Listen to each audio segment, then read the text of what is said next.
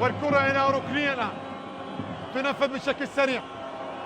محمد جفان يحاول داخل منطقة الجزاء، الكرة العرضية خطيرة، جول جول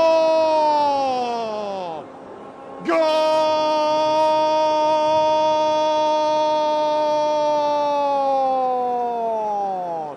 القيثارة في وقت قاتل يعود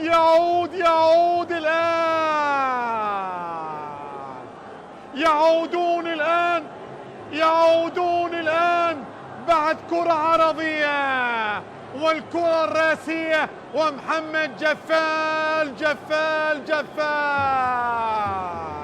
الله الله الله الله الله على الشرطة، الله على القيثارة.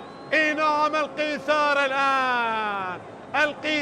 الآن يتعادل، وربما مناف هو من سجل، هو من عاد أو جفال خلال اللقاء. إلى الآن التعادل، جفال